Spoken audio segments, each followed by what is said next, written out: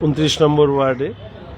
তো সেই বিষয় নিয়ে আলোচনা করতে এসছে। আমি বরাবরই সমালোচনার থেকে অনেক বেশি এটা চাই যে আমাদের কোনো ঘটনা ঘটলে সেটা যে কোনো জায়গায় হোক না কেন, এক্ষেত্রে ফায়ার ব্রিগেড তারা বিষয়টি রিভিউ করুক এবং রিভিউ করার পরে যে যে জায়গাগুলোতে ঘাটতি দুর্বলতা রয়েছে কর্তৃপক্ষের ক্ষেত্রে বা ইন বিগার সেন্স সোসাইটির ক্ষেত্রে সেটাকে মিট আপ করার জন্য আমাদের চেষ্টা করতে হবে। এই পরিবার থেকে 2-3টে অভিযোগ আমাকে করা হয়েছিল। এক, যে জলের ফোর্স সাফিসিয়েন্ট ছিল না, যদিও এটা ঠিক ইন্টেরিয়ার ডিজাইনটা এমনই ছিল যে অনেক দ্রুত আগুন ছড়িয়ে যায়, সেটাকে অ্যারেস্ট করার মতন জায়গায় ছিল না বলে মানে বিভৎসভাবে পুড়েছে, পুরো বাড়িটার একটা কিচ্ছু নেই। 2, কিছু জায়গায় ওনাদের বক্তব্য সেটা হচ্ছে যে মানে অল্প হলেও আলমারির ভেতরে আগুন এগুলো রয়ে গিয়েছিল, ধোয়া টোয়া বেরোচ্ছিল, সেটা ওনারাই রিকভারি করেছে। এটা হচ্ছে 2টো। বিধান মার্কেটের ইনসিডেন্টের সময় আপনাদের মনে আছে, সেই সময় জল না থাকা, মেশিন না খোলা, এই ঘটনাগুলো ঘটেছিল। তাহলে 4-5টে বিষয় খুব গুরুত্বপূর্ণ। অর্থাৎ বিধান মার্কেটের ঘটনার থেকে শিক্ষা নেওয়া, এটার ক্ষেত্রে কোথাও আমার মনে হয়েছে দুর্বলতা রয়েছে। এর পাশাপাশি যে জিনিসটি আমাদের লিডার অফ অপোজিশন অমিত বলছিল যে অনেক ক্ষেত্রেই বড় বড় বিল্ডিংয়ে অকুপেন্সি না নেওয়া, ফায়ার লাইসেন্স না নেওয়া, এটাও কিন্তু এক ধরনের এই ধরনের আগুন নেভানোর ক্ষেত্রে একটা বড় দুর্বলতা থেকে যাচ্ছে বলেই আমার মনে হয়েছে। তো আমরা বলেছি বিল্ডিং কমিটির মিটিংয়ে এই বিষয়গুলোকে তোলা, চিহ্নিত করা, তাদেরকে বাধ্য করা।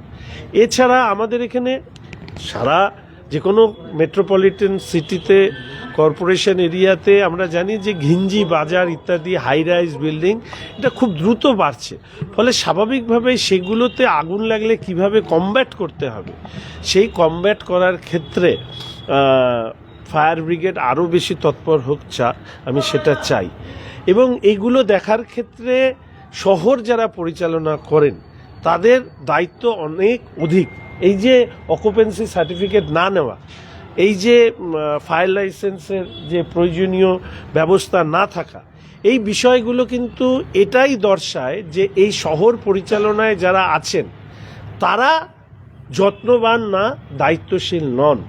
কিছু কিছু ক্ষেত্রে কিছু কিছু মানুষ খুবই মানে পয়েন্টের সংখ্যক মানুষকে হয়তো ব্যক্তিগতভাবে সন্তুষ্ট করেন অনৈতিক অর্থের মাধ্যমে, কিন্তু বড় অংশের সমাজ ক্ষতিগ্রস্ত হয় এই ধরনের অদক্ষ হাতে যদি শহর পরিচালনার ভার থাকে। ফলে স্বাভাবিকভাবেই এই যারা অদক্ষ পরিচালনা করেন শহরকে, তাদের ত্রুটি দুর্বলতার কারণে শহরের 99% কি 99.99% মানুষ ক্ষতিগ্রস্ত হন, সেটা বারবার প্রমাণিত হচ্ছে।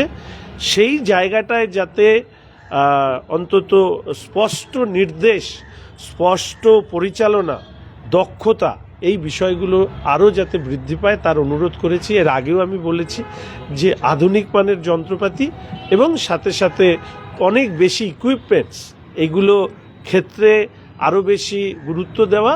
এবং কেউ কেউ মনে করেন যে আমাদের ফায়ার ব্রিগেডের কর্মীদের দক্ষতা আরও বাড়ানো উচিত।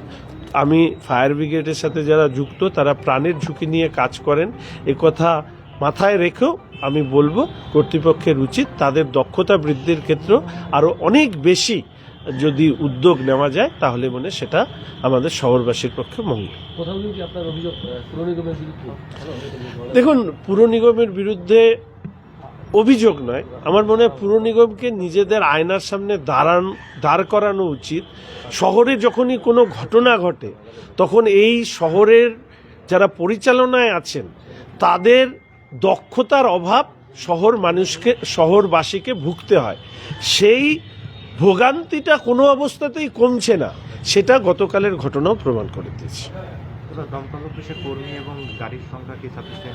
দেখুন, এটা তো একটা নির্দিষ্টভাবে রাজ্যের সরকারের গাইডলাইন নিশ্চিতভাবে আছে যে কত সংখ্যক মানুষ, জনসংখ্যা, শহর, তার আয়তন, তার বৃদ্ধি, তার উপরে দাঁড়িয়ে কত সংখ্যক গাড়ি থাকা দরকার সেই হিসেবে বর্তমান যারা দায়িত্বে আছেন তারা বলছেন তাদের কাছে সাফিসিয়েন্ট টুলস রয়েছে, গাড়ি রয়েছে, সমস্ত কিছু রয়েছে। এখন তাহলে প্রশ্ন উঠছে যে সাফিসিয়েন্ট থাকলেও অনেক ক্ষেত্রে সমস্যা হচ্ছে, এই সমস্যার কারণটা কি সেটা খুঁজে বের করানো দরকার। আর এর ভালোর তো কোনো শেষ নেই, আরও ভালো করা যেতে পারে কিনা নিশ্চয়ই যারা দায়িত্বে আছে তারা ভাববেন। शंकर क्या लगता है दमकल विभाग को और आधुनिकीकरण की जरूरत? देखिए, modernisation is the necessity of time, तो वो तो करना ही पड़ेगा।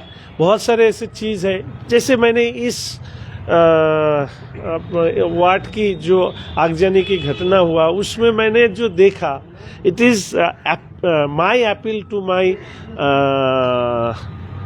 सिटीजन और द सिटीजन ऑफ सिलीगुड़ी कि इतना अच्छा डेकोरेशन किया और वही डेकोरेशन ही इतना बड़ा आग होने का भी कारण है। तो डेकोरेशन आप जब अपने अच्छी तरीके से आप जब किए हैं तो उसका फायर प्रोटेक्शन के बारे में भी सोचना चाहिए। पीछे वाला रूम में आग लगा था, सामने ये लोग बैठा था, आप जाके अब शायद देखे होंगे कुछ भी नहीं है, पूरी तरह से घर में आग लग गया, बस खत्म।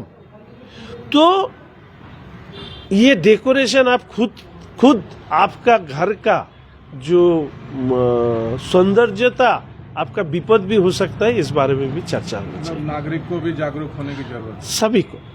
मैं ये हर वक्त कहता हूँ, ये अमित ने बहुत अच्छा बात किया, ऑक्यूपेंसी सर्टिफिकेट नहीं लेता, फायर लाइसेंस का जो नियम है वो पालन नहीं करता, जब आग लगता है तब इस बारे में चर्चा होता है। देखो, आपने ये प्रश्न किया, अमित एक प्रश्न तुला था कि एसडीओ ऑफिस में फायर ऑडिट का ये पब्लिश होना चाहिए, किया हमारे एसडीओ साहब ने? नहीं किया। फायर ब्रिगेड ने पब्लिश किया? नहीं किया। क्यों नहीं किया? एज बिकॉज हम लोग क्या है, जब कोई घटना होता है तब उसके बारे में थोड़ा बहुत बात करता है, 2-3 दिन के बाद वो डेड इशू हो जाता है। हमारा जो एडमिनिस्ट्रेशन है उनको चाहिए कि इसको एकदम एंड पॉइंट तक लेके इसको देखना कि हमारा कई जगह पे डेफिसिट है या नहीं है, डेफिसिट होने से उसको रेक्टिफाई करना। हमारा आज का प्रबंध, ये सबसे दुर्भाग्य की बात है कि आज पॉलिटिक्स है, 2-4 लोगों को खुश रखो, 99.99% का लिए आपको सोचना मत। 2-4 पैसा तो इधर उधर से आ ही जाता है।